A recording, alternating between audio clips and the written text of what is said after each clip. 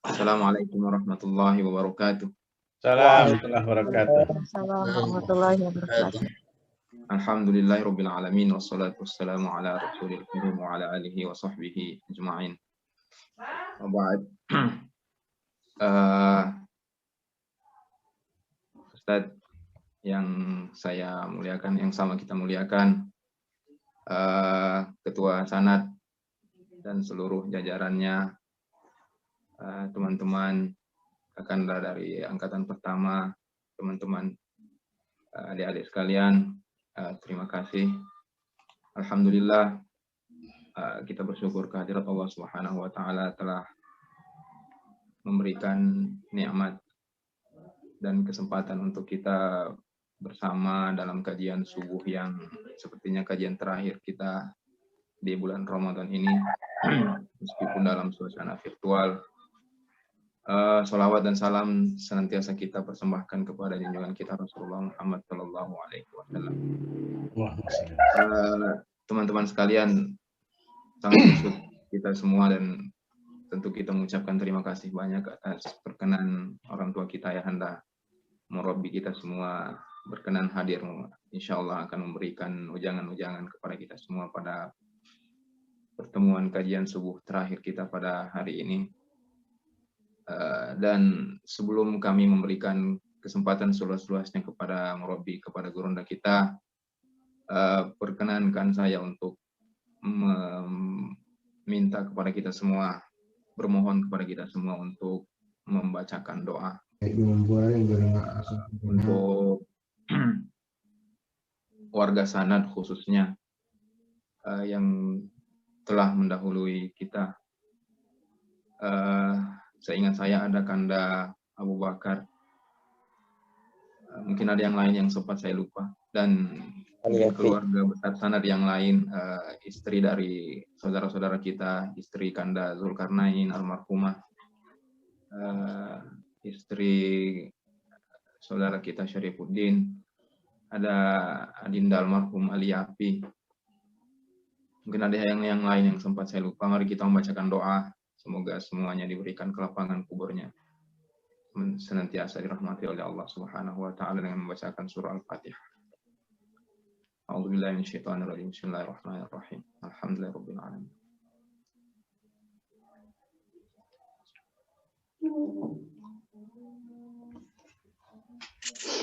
Amin. Yang kedua, termasuk teman-teman kita sekarang yang setahu saya beberapa orang yang sakit, yang sahabat dekat saya, teman kita semua, saudara Zulkifli Taufik yang sekarang sakit cukup parah. Kita berdoa diberikan kesembuhan, dan saudara-saudara kita yang lain yang dalam keadaan sakit, semoga segera diberikan kesembuhan oleh Allah Subhanahu wa taala. Baik, terima kasih. Mohon maaf Ustadz, sengaja kami memberikan pengantar lebih awal hal-hal seperti ini karena tradisinya pertemuan kita selalu diakhiri dengan kudeta moderator yang entah kenapa secara sangat kekeluargaan, biasanya dramatis sekali. Setiap kali pertemuan itu berakhir dengan cukup kacau, dan dramatisnya adalah selalu diakhiri dengan pembicaraan pernikahan. Yang lebih dramatis lagi, ternyata yang lebih banyak cerita tentang pernikahan adalah yang sudah menikah. Lebih-lebih lagi yang sudah 2 kali menikah. Nggak tahu kemana Bang Jenggo itu. Lebih ngebet ternyata ini yang mau poligami dibanding yang belum menikah. Setuju ya. Baik, mohon maaf itu sekedar sedikit pengantar, mudah-mudahan tidak mengurangi keberkahan yang insya Allah saya tahu pasti dari judul yang diajukan oleh Murabbi kita Ustaz Aan Farhani, Dr. Haji Aan Farhani LCMAG. Setahu saya ini sangat mencerminkan karakter beliau yang senantiasa memberikan kita pencerahan lebih dekat ke hati sesungguhnya, antara kepintaran dan kebijaksanaan. Dan untuk lebih banyaknya berkah dan afdaliyahnya pertemuan kita, kami memberikan kesempatan seluas-luasnya kepada Maha Guru kita, Ustadz Dr. Haji Aan Farhani LCMAG. Silakan Ustadz. Terima kasih Ustaz. Bismillahirrahmanirrahim. Assalamualaikum warahmatullahi wabarakatuh. Warahmatullahi wabarakatuh. Wah, Alhamdulillahirrabbilalamin. Wabihi nasta'inu ala umuri dunya waddin. Salatu wassalamu ala asyrafil anbiya wal mursalin. Sayyidina Muhammadin wa ala alihi wa ashabi ajma'in. Amma ba'd.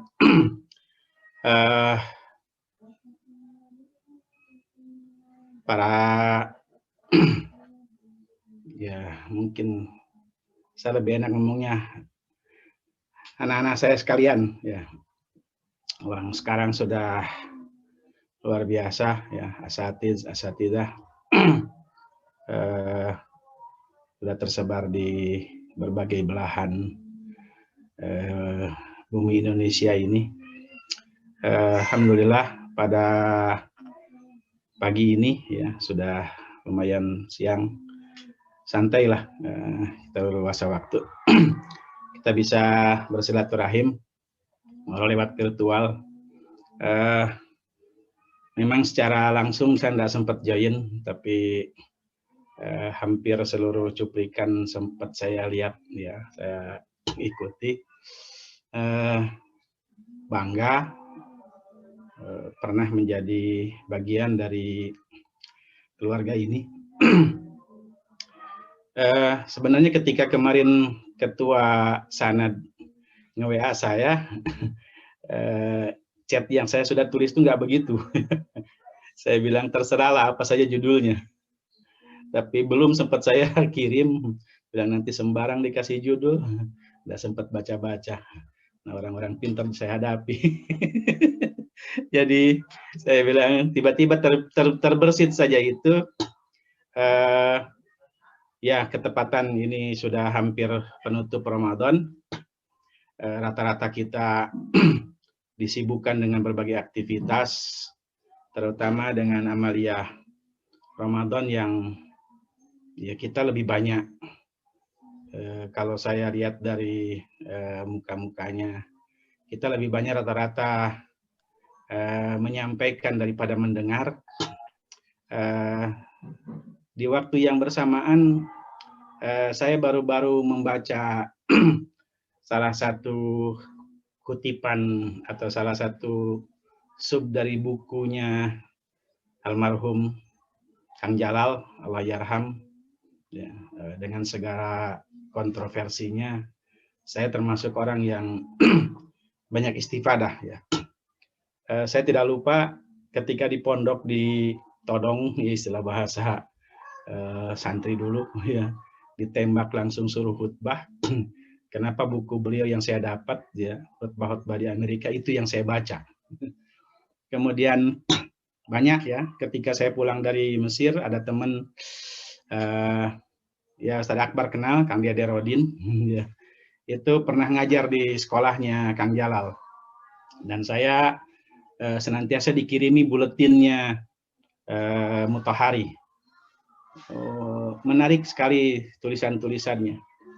Nah, seperti yang ingin saya mulai dari pagi ini adalah ketika di bukunya itu Kang Jalal menuliskan tentang kisah atau ilustrasi atau apa ya, cerita yang diangkat atau yang ditulis oleh Gibran, ya Khalil Gibran, menceritakan tentang seorang petani dari desa, dia mau jual gandum 1 karung ke kota. Ketika dia angkat atau dia naikkan karung itu ke atas punggung unta, setiap kali karung itu jatuh. Jatuh lagi. Dia berpikir setengah mati bagaimana caranya supaya bisa ini karung dibawa dengan tidak jatuh. Maka muncul idenya, dia ambil karung 1, dia isi pasir. Baru diikat, baru kemudian disimpan di atas punggung unta, dan dia merasa bangga. Dia menemukan solusi itu. Pergilah di perjalanan, kemudian ia bertemu seorang orang tua, penampilannya lusuh, tidak pakai alas kaki, compang-camping. Tapi ketika dia mulai berbicara, bahkan ketika kemudian duduk di peristirahatan karena lumayan jauh, sang petani ini mulai kagum ya, melihat kepintaran orang tua itu, banyak tahu hal besar, banyak tahu tokoh besar, ya, berbicara tentang hal-hal yang sangat luar biasa tidak pernah ditahu oleh petani tadi, sampai kemudian si orang tua tadi bertanya sama petani itu, apa yang kau bawa itu di untamu? Dibilang itu gandum 1 karung dan pasir 1 karung lagi untuk penyeimbang.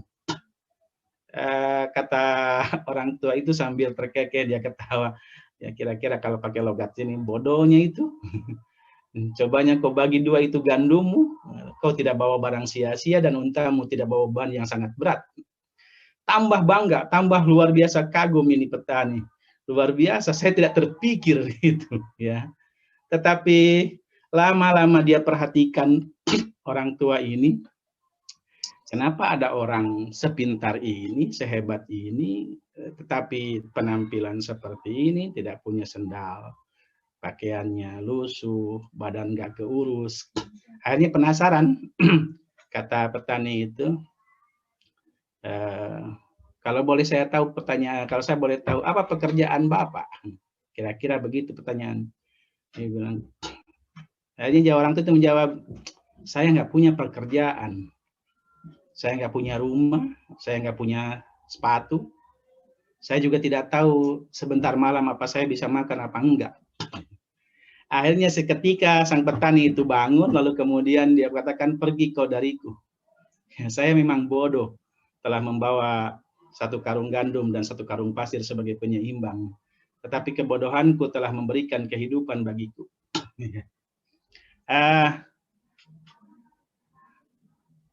Kisah ini sebenarnya saya merasa ketika membaca itu kritikan untuk kita, ya, untuk saya secara pribadi.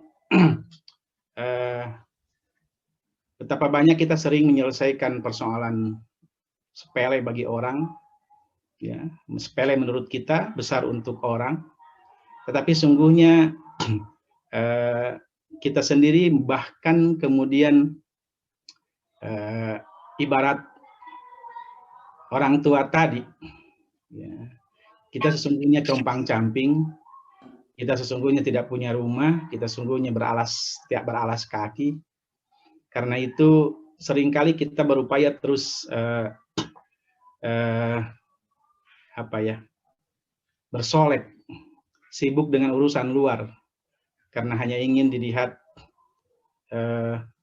pantas oleh orang, ya. Sementara kita sebenarnya juga lupa untuk mengisi dari apa yang menjadi kepantasan yang seharusnya itu.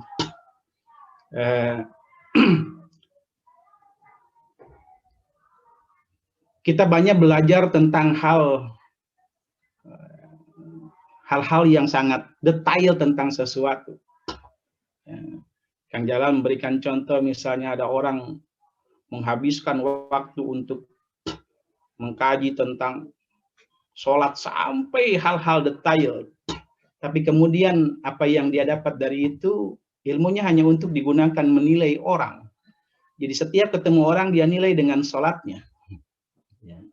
Seakan-akan hal-hal yang detail itu, ya, menjadi hal yang sangat prinsipil.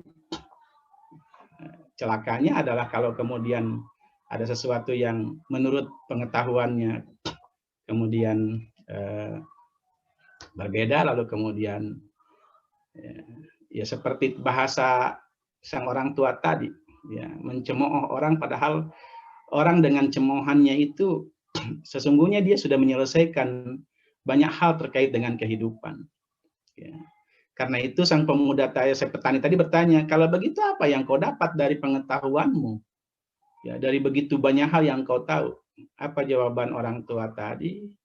Ya, hanya kepala pusing dan hayalan hampa yang saya dapat. Ya. Kita seringkali dipusingkan oleh persoalan-persoalan yang kita pelajari terkait agama, padahal agama dia dipelajari untuk memusingkan. Saya ingat sekali kata-kata almarhum Pak Wahib Muti ketika saya pertama kali kuliah S2 di Ciputat. Ketika kita berdebat sibuk sampai kemudian ada yang nyeletuk, kenapa sepusing ini kita ngomongin akidah, Di? Kira-kira seperti itu. langsung Pak Wahib mengatakan, tidak usah terlalu pusing. Kita ini kan bukan belajar untuk dipusingkan. Ya, anggaplah itu hanya bagian dari proses saja. Ya, kita sibuk berdebat tentang takdir Tuhan dan seterusnya sampai kemudian kita lupa esensi sesungguhnya apa yang sedang kita pelajari. Ya, kita seringkali dipusingkan dengan persoalan agama, padahal agama hadir itu untuk memberikan ketenangan. Kita resah, kita hadir dengan hayalan hampa, padahal agama mengajarkan kepada kita untuk menghadirkan ketenangan. Jangan-jangan kita banyak memberikan solusi kepada orang. Setiap hari kita ceramahi orang, sementara kita sendiri sesungguhnya hadir dengan kehampaan diri, ya, keresahan. Walaupun sesungguhnya kalau kita ingat kembali, ya, banyak hal yang patut menjadikan tenang kita. Ya. Lagi-lagi kita sebagai seorang Muslim, apalagi kalau kita ingat kriteria takwa itu bukan berarti kita tidak pernah salah, kan? Walladzina idza fa'alu fahisyah aw zalamu anfusahum dzakarullaha fastaghfiru lidzunubihim. Paling tidak ketika kita menyadari hal seperti itu, ya, kita alfa atau kita menzolimi diri, jangan-jangan juga banyak hal yang kita ceramahkan ke orang padahal kita justru malah resah. Ya. Apa yang saya maksudkan, seringkali kita resah itu bukan karena takut tidak sampai, takut tidak tepat, tapi resah ketika kemudian kita merasa tidak mendapatkan pujian. Kita merasa gagal kalau kemudian tidak dipuji. Ya, padahal atau sebaliknya, jangan-jangan kemudian ketika orang memuji kita, ya, sesungguhnya ya, kita tidak pantas pada posisi pujian itu. Gitu.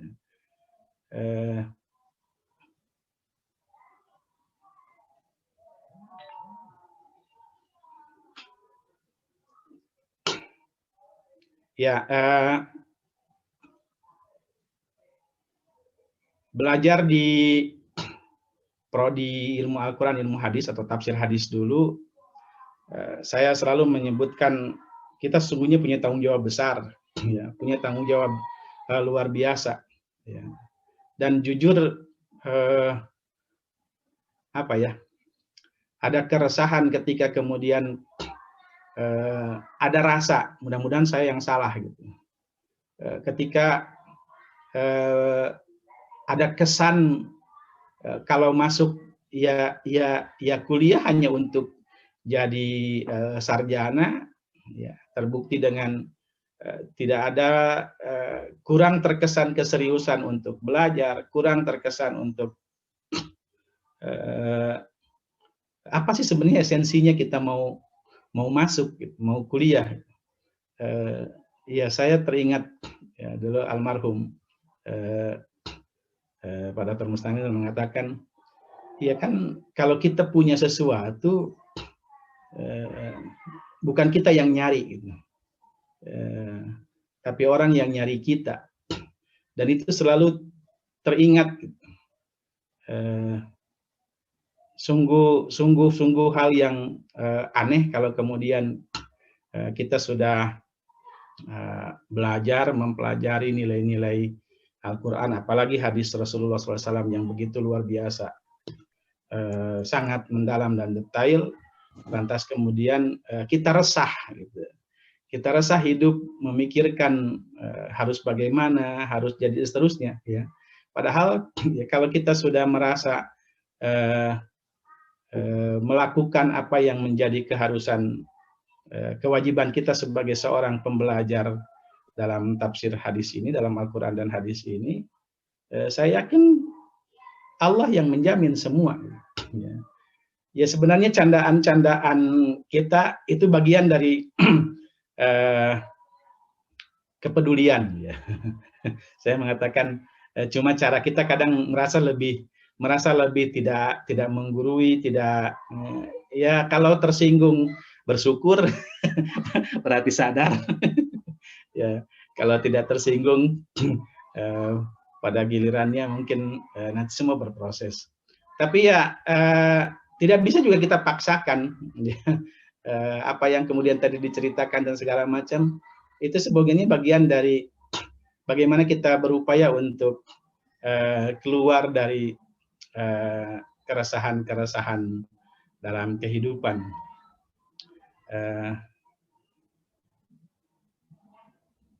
Ya, saya sekali lagi sangat-sangat bangga ya pernah dan akan terus menjadi bagian dari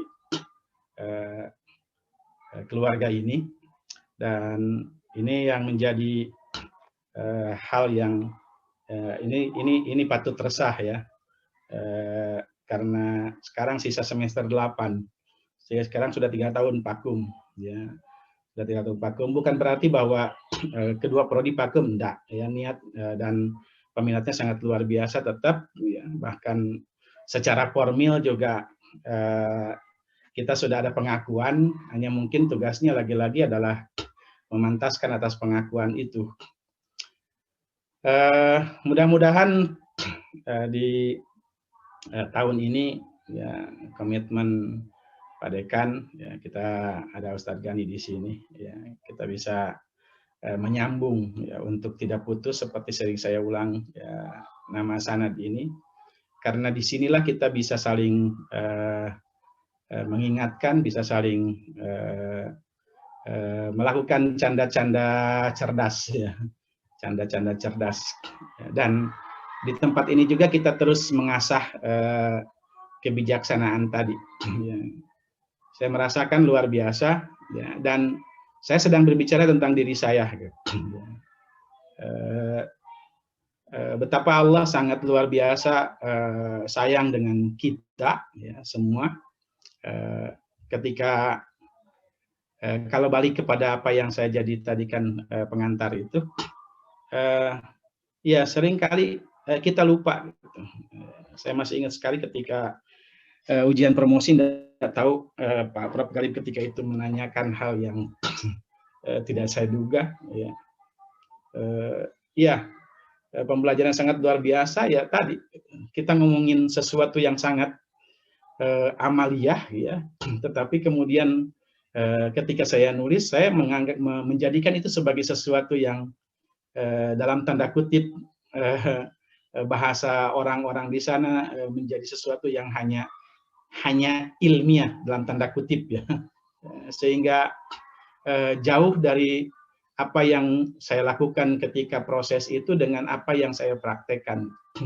Padahal sebelumnya ya ketika mendengar langsung dari orang yang sangat luar biasa seperti almarhum Prof Abdul Muin, ya bagaimana beliau melakukan proses ya ketika menulis itu dengan sesuatu yang sangat luar biasa, kita malah ketika hadir itu malah asyik dengan ya tadi gitu, lalu kemudian lupa, bahkan seringkali kita sampai larut malam, lantas kemudian kita abaikan malam itu berlalu begitu saja tanpa sesuatu. Sholat pun kadang hanya sekedar menghapus kewajiban, setelah itu kemudian lagi-lagi fokus dengan mengejar ya apa yang menjadi selalu jadi impian ya. Padahal ada hal yang jauh lebih ya. Dan itu sekali lagi bagian dari proses ya. Bagian dari proses, dan semoga kita semua tidak hanya sekedar menjadi orang pintar tapi bijak ya. Saya kira dalam diskusi-diskusi yang sudah lalu ya bagaimana kemudian kebijaksanaan itu hadir ya, hadir dengan berbagai cara, termasuk ya bagian dari kebijaksanaan itu menegur dengan candaan ya, mengingatkan yang lupa dengan candaan. Bagi saya itu adalah bagian dari kebijakan ya, bagian dari kebijaksanaan ya. agar kemudian kita lebih banyak fokus dengan ya tadi diawali oleh moderator dengan hal yang menyadarkan kita, ya ternyata betul ya banyak saudara-saudara kita yang sudah mendahului kita, ya, betapa dia lebih sangat dekat. Ya. Kemarin juga kita dihadirkan dengan berita duka, ya, dua sosok yang dengan sekali lagi segala kontroversinya, ya, tapi yakinlah dengan terkena wabah di bulan Ramadan, mereka adalah orang-orang luar biasa yang kita mungkin masih terus berpikir bisa enggak. Beberapa hari lalu di pertengahan Ramadan ada guru kita, ya, saya pernah sama-sama mengawas dulu, ya, Ustadz Rudin Emang, ya, yang promosi setelah pensiun, komitmen keilmuan luar biasa, ya, mengakhiri hidup dengan sangat indah, ya, di saat puasa, di siang hari habis sholat, dalam ceramah di mimbar, ya. Itu adalah hal-hal yang sepatutnya kita kembali mengingatkan diri sendiri. Ya. Itu barangkali ya curhatan muhasabah kita, ya, 29 hari yang kita habiskan. Kadang kita pulang ya habis memberikan orang banyak hal, jangan sampai kemudian kita balik dengan kehampaan. Ya. Kita bahkan mungkin balik dengan terus membanggakan pujian atas ceramah kita, atas materi kita, sementara kita sendiri sudah kadang-kadang sudah lupa ya apa sesungguhnya yang sudah kita sampaikan. Saya yakin itu adalah bukan kalian, ya, tapi saya sekedar mengingatkan karena tanpa kita sadari seringkali itu hinggap, ya, itu hinggap, tapi bukan bagian yang harus dijadikan pesimis, ya.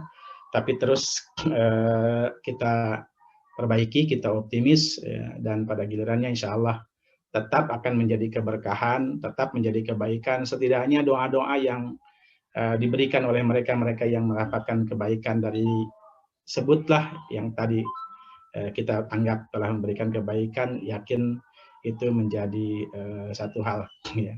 Terakhir, ya.